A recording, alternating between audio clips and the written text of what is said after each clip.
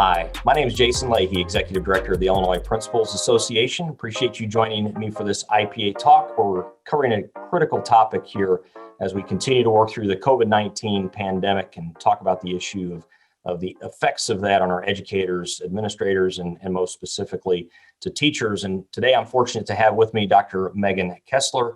Megan is an assistant professor of teacher education at the University of Illinois at Springfield. And Megan also sits as a member of the Learning Working Group Institute of Megan, I'm just going to draw you in to make sure that I get that right, because you've got quite a bit that you've got going on. So if I remember right, you're a member of the Education and Learning Working Group, which is a part of the Initiative of Government Public Affairs there for the University of Illinois system. Is that correct? Yeah, that's right. All right. Well, Megan, welcome. Thanks for joining me for this IPA talk and discussing this important work that you're doing related to the effects of the pandemic on the teachers and the pipeline and all of that. But beyond your work with UIS, I know that you've got a little of your own experience in the K-12 world. Is that correct? Yeah. So prior to pursuing my PhD full time, and that was sort of a hard decision to make, happy one in retrospect, but I was a social studies teacher at the middle and high school levels. I taught in Peoria at Peoria Manual, in Monmouth Roseville, and in Greenville. All right. Wonderful. Well, appreciate you being here with me and talking about the work that you're doing related to, studying the effects of the pandemic on our educator workforce. And we know that there have been a little bit of writing and things on that really since the beginning of this, but I know that you've taken a deeper dive, and really doing some specific outreach, talking with both administrators and teachers with this. So let's just talk about the origination of this report, where it kind of got started and where we are with things now. I'm glad that you asked that. So thanks for the opportunity to kind of contextualize the work, Jason. So, I say this a lot to friends and family, as I was leaving the K-12 context and going into higher education, the deal that I made with myself is that I really want to make sure that my work represents teachers' realities and lived experiences authentically, and that I can sort of be a voice on behalf of that in a way that maybe I wouldn't have been able to when I was in K-12 classrooms. So the genesis of my work, and sometimes we say like research is me search. I'm sort of interested about teachers' experiences, and I was doing some work over the summer. As a teacher educator, I also do professional learning for in-service teachers, as well as those who are pre-licensed.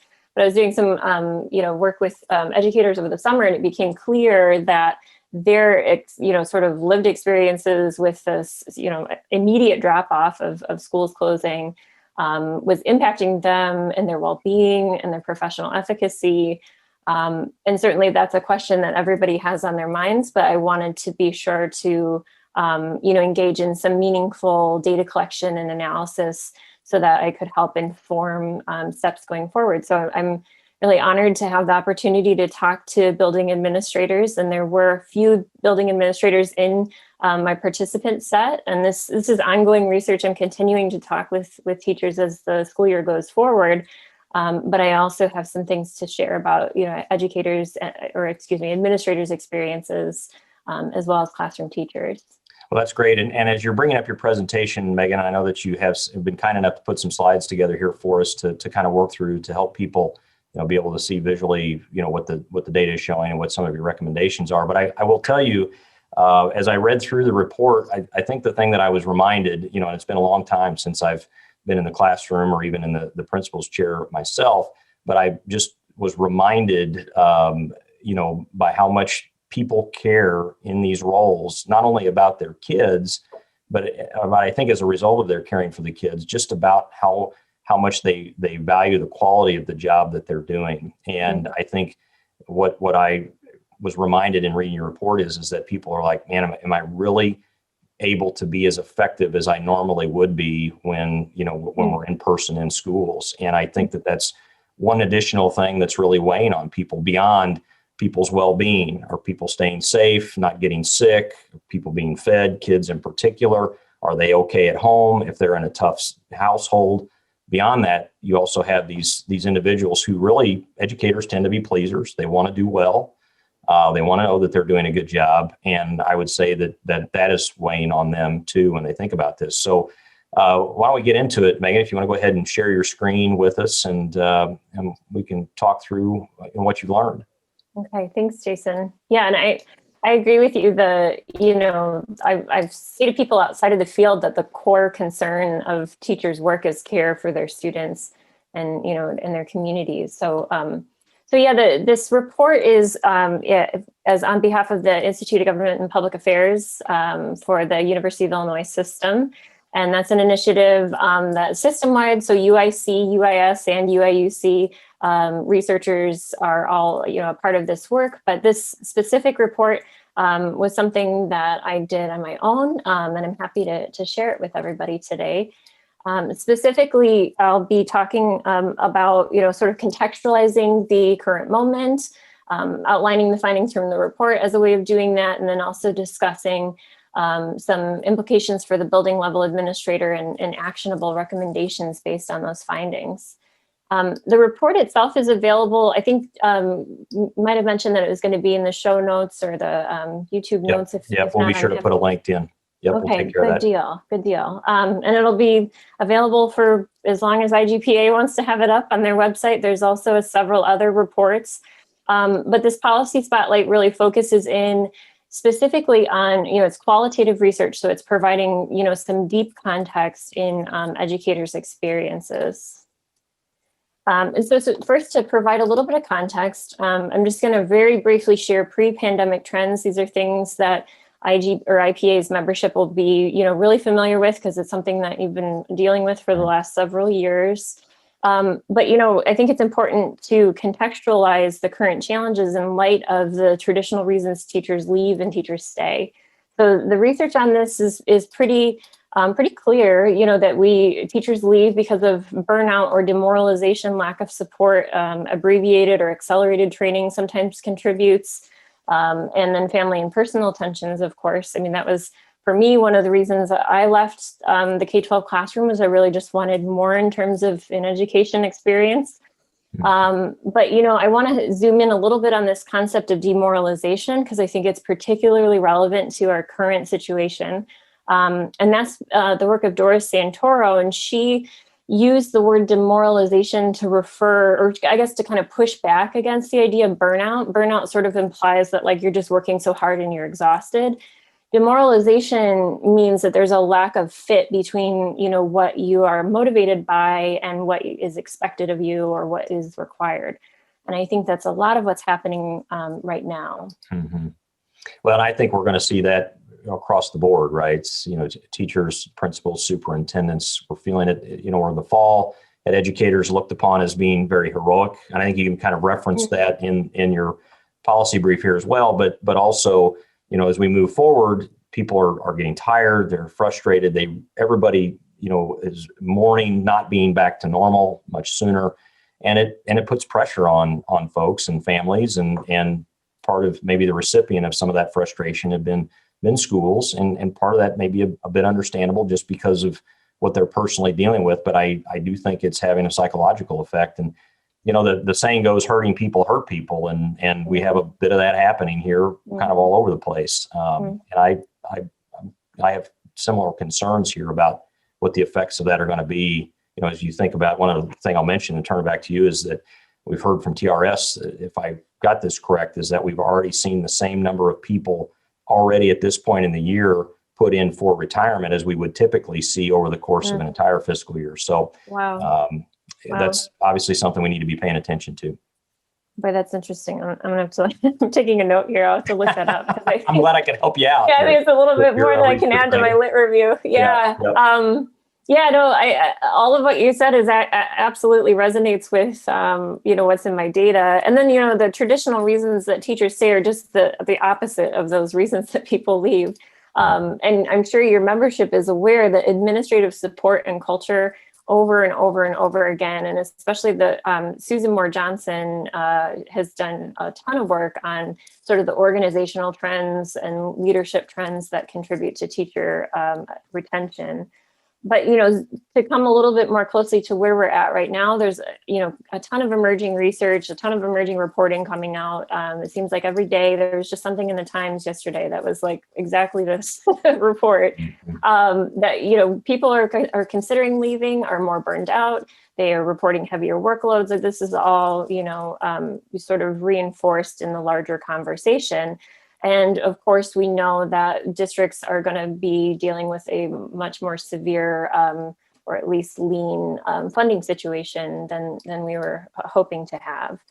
So I'm going to turn the attention more specifically to the report here, and talk about some of the challenges that emerged. The data that's in the spotlight, I'm continuing data collection, as I mentioned. So it's, I'm going to be speaking beyond the 15 who were in the study because I kind of am embedded within these conversations right now. But they do represent a range of teaching contexts, a range of regions in the state, and a range of teaching experience in modalities. So that was important to me to try to find trends that are consistent, regardless of where you're living. And although I think there are definitely distinctions in, CPS versus far Southern Illinois versus Central Illinois, there are things that I think are consistent across educators' experiences here. So my research question, or just to sort of focus us here, is how's the pandemic impacted educator well-being and professional efficacy? And so I'm defining well-being as sort of like that holistic, well-being that we're also thinking about educators as whole people, just like we're starting to think about students more closely as whole people. And then professional efficacy is how well you feel like you're able to get the job done that you want to be able to do. And so the findings here, I'm breaking these into sort of 4 different slides for your members today. And then I've added a 5th specifically about administrators that's not represented in the report as explicitly. But for teachers, as you mentioned at the beginning of our conversation, the professional is personal, that we really are sort of taking this to heart. We're thinking of our professions as our identities. And for educators, I think that carries a particular kind of weight. So when we're concerned about, the tensions between our professional and personal obligations or values, this is playing out in terms of concerns about personal and family health, financial stability, family care, community support. And specifically to talk about that last point, I started collecting data in May, and I have kind of continued these conversations, and it seems like every couple of weeks or every month, like we enter a new phase or we enter a new tone. And most recently, I've been asking, I'm a social studies educator, so I can't help but wonder about the political implications of these things or the political context that we're in.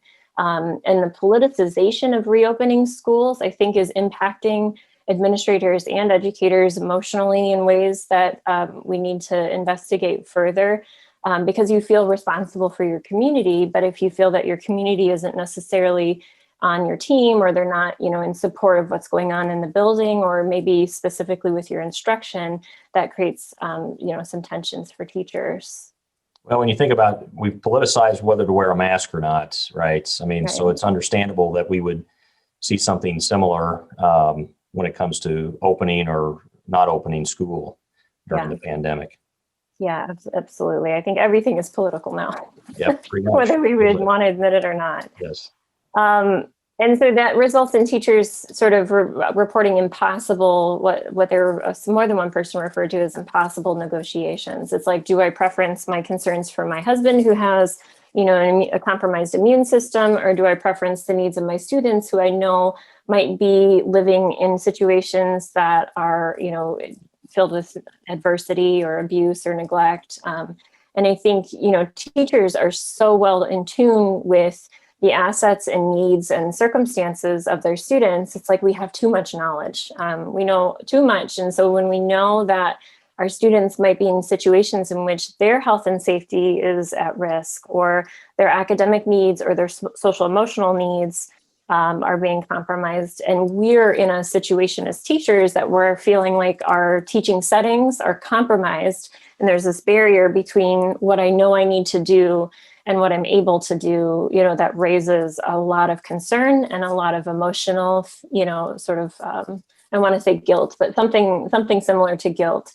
And of course, it creates fears about the long-term success of students. So it's not to say that teachers aren't able to do the hard work or that they don't want to do the hard work. It's just that, we have a constantly moving target on what that should be. And of course, related to that is teachers are reporting exhaustion. I had one teacher who was telling me she's a second career person. She had been teaching for about 14 years so far after another career. So she was, a little bit older, and that brought a lot of perspective to her situation. But even in that situation, she was staying up till 1:30 in the morning frequently, trying to revise, and they were in a hybrid environment. So she was creating materials for, A group of students and B group of students and the students who were at home. And all of that really, of course, increases workload, but it increases the needs that teachers have in terms of resourcing and support and professional learning. And all of that is taken in with a really unfamiliar shifting territory. So one teacher described it as whiplash, that, we went into the school year like this, and then we were being pulled in a completely different direction, and we were being pulled in a different direction.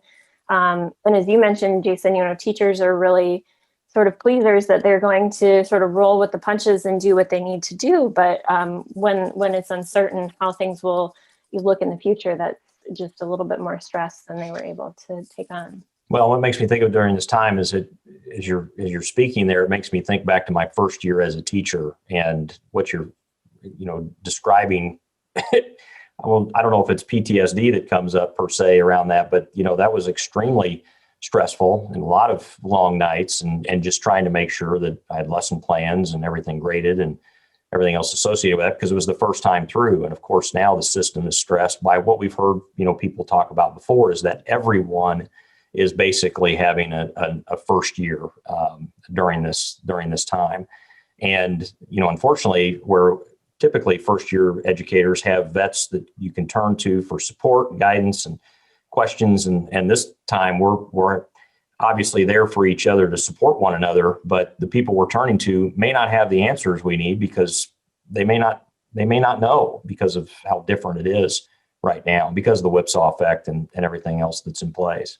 Yeah, that's a good transition to my next point. As a teacher educator, and my work now is preparing future teachers.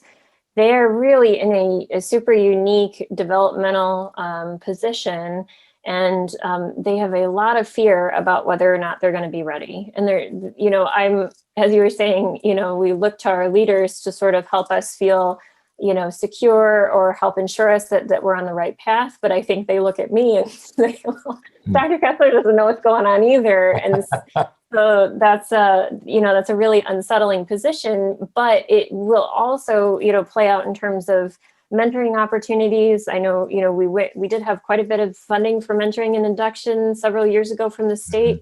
And there is this new initiative on behalf of the teachers unions in collaboration with ISB for induction and mentoring. But that's still a sort of a compromised situation when we're talking about virtual mentoring. And piling on top of that, the lack of feedback and informal sort of, base touching with your administrator or touching base with your colleagues. I can say as an early career faculty member in higher ed, I really missed the chance to, sort of drop in on someone and ask questions as they come up. It's a much different environment right now. So that will be sort of, it's on the horizon, but the graduates of 2020, spring 2020 and spring 2021, they're going to need quite a bit more support in the coming years. Yeah. And then, to zoom in on administrators' experiences, the administrators in the study, although they're a smaller portion of my data, I think their concerns are just as pressing, and they're reporting, feelings of isolation and really unique challenges. And I think a lot of that is coming from this feeling that you sort of need to please such a diverse group of stakeholders. Administrators are uniquely accountable to, students and teachers and support staff and community members. And all of those groups have different interests and different needs. And although that's normal to a certain extent, it's, the volume has been turned up, and, we're dealing with a much higher stakes environment right now. Well, school leaders are kind of in that linchpin position where you're feeling pressure from all sides, as you alluded to. And of course, the pandemic has exacerbated all of that. A recent survey that the National Association of Secondary School Principals put out, it showed that 45% of those that were surveyed said that they're considering more seriously leaving the profession due to the deterioration of the working conditions just because of what the pandemic has created. And hopefully that's just for the moment in time, and that we can work through this. That's why we've talked a lot about well-being, self-care, making sure that you're not isolated, that you're reaching out and connecting, with a colleague, either within your district or in a neighboring district, which, being a rural child myself, someone that was a farm kid, I know that those districts can be few and far between, but those people still are out there, and that's why the associations exist. That's why the unions exist, is to be there to help fill some of those gaps as well. So just a little PSA here for everybody is if you're feeling alone, give somebody a call, because it's really important during this moment in time. That's excellent. Another good transition, Jason. Thanks. That's what I'm here for, Megan. That's absolutely. It's like practice. So what can be done to support teachers and I'll add administrators in this new reality? So when I'm talking to teachers, this isn't represented explicitly in the policy spotlight, but this is of course represented in my data and something I'm going to be writing about in scholarly publications. But teachers who had a sense that their building administrator was an advocate for them as well as a leader seem to be more grounded, seem to be, less sort of fearful about how things were going to play out, than some of their other colleagues. And so I think I'm translating that here. That's important to be an advocate at the local level on prioritizing the safety and well-being of school personnel, even though I think we have limited understanding of exactly what that means. Just sort of being a voice on behalf of that concern, I will be really helpful for teachers. And also in the state level, as much as we can, I think we need to push for increased resourcing and transparency about these challenges.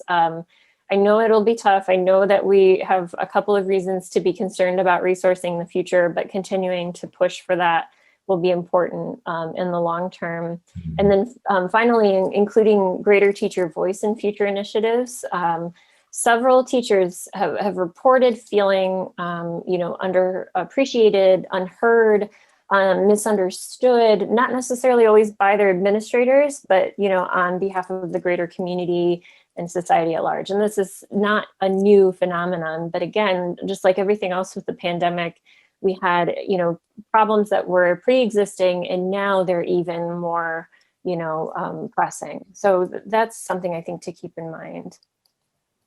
I also think school culture and a culture of care is going to be increasingly important. We don't really know what it'll look like when everyone goes back to school. But as you mentioned, self-care and a sustainable balance between work and life, I think administrators are in such a powerful position, to take care of themselves, but also to show their teachers and be, transparent about how they're doing that. I think that goes a long way in terms of helping teachers feel permission to be a little bit more realistic about their expectations, to be a little bit more realistic about what they can get done.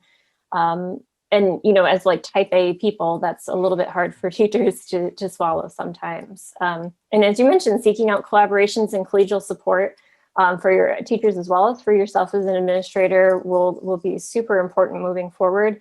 And cultivating a culture of grace. The word grace came up in all, different settings and different types of teaching contexts.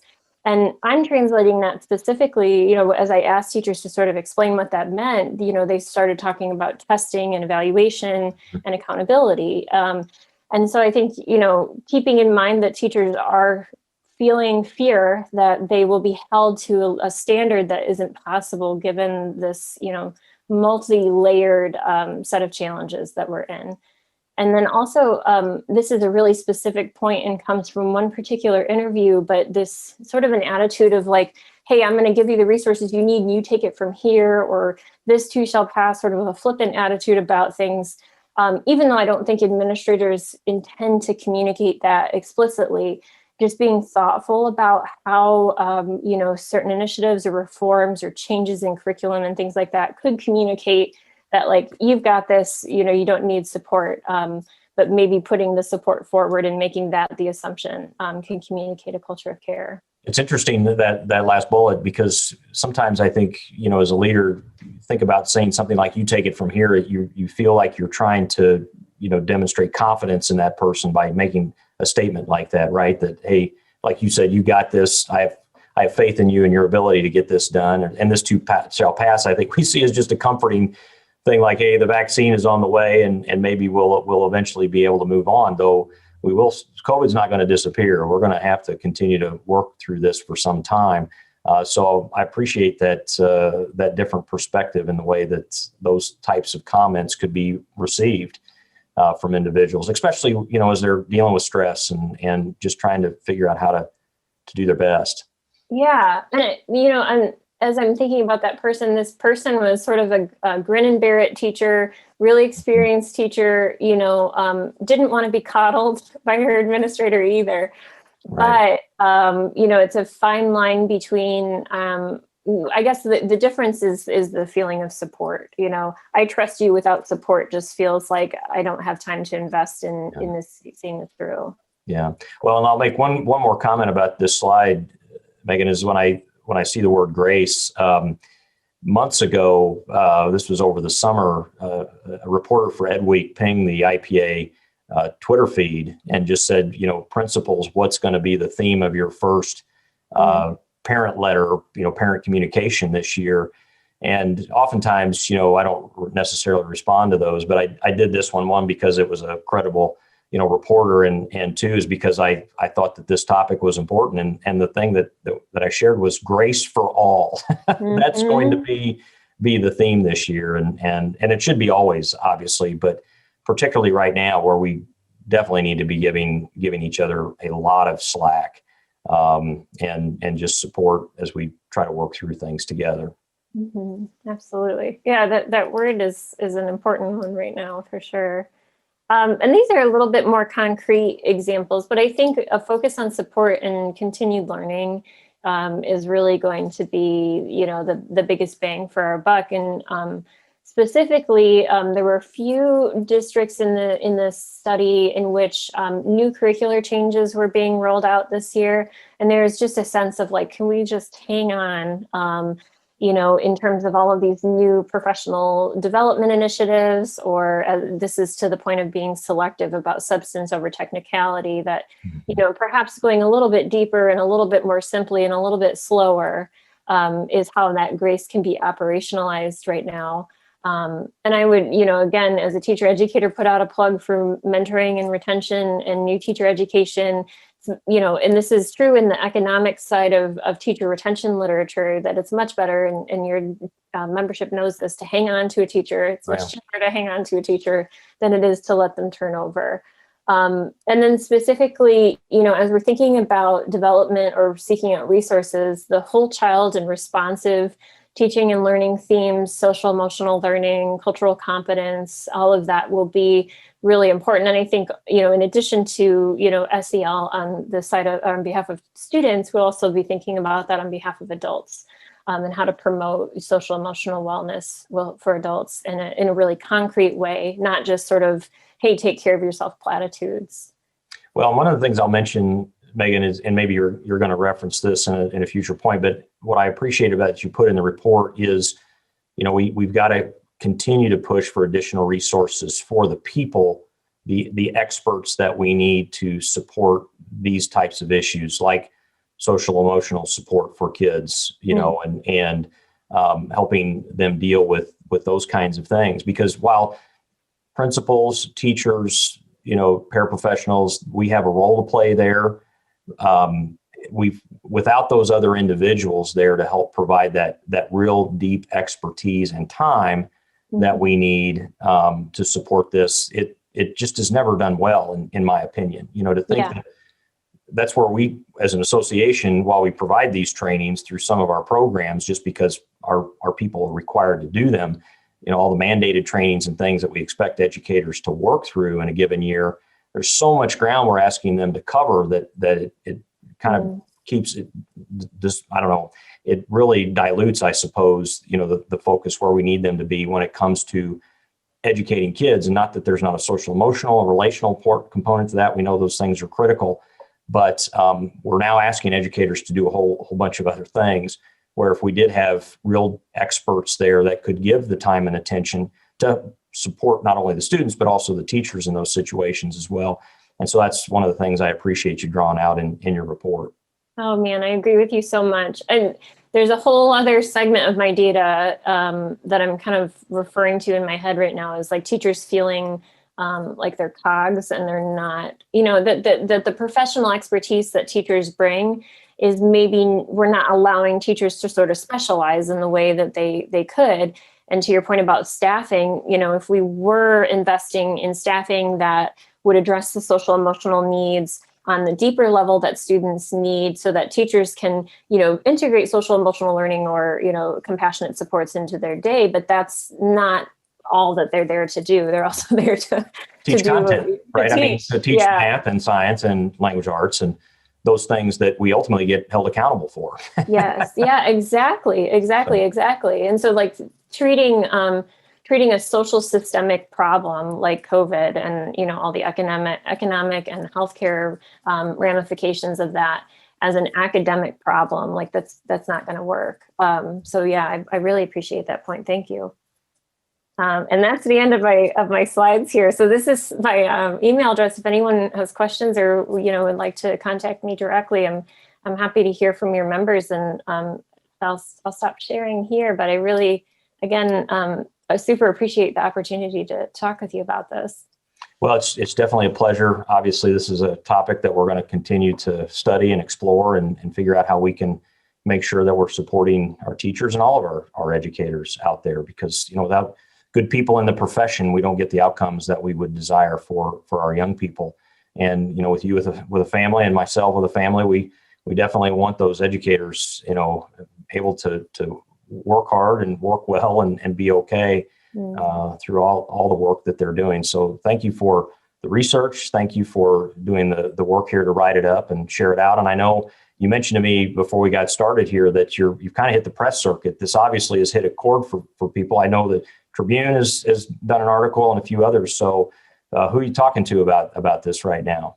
Yeah, I'll be on WILL. I think they'll also put that at the WUIS station. I'm recording that interview tomorrow. I also saw Mattoon, I forget the name of the local paper, but that was what picked it up also. And the Tribune article and local radio. So yeah. Excellent. Well, I'm glad that there's strong interest because it's an important topic. So Dr. Megan Kessler, thanks for sharing out. And the title of the report is An Unfolding Crisis in the Satisfaction and Supply of Teachers in Illinois. And we'll be sure to post a link in the description for this IPA talk there, available for people to link to it, download it, and take a read. So thanks again, Megan. Appreciate it. Yeah, thanks, Jason.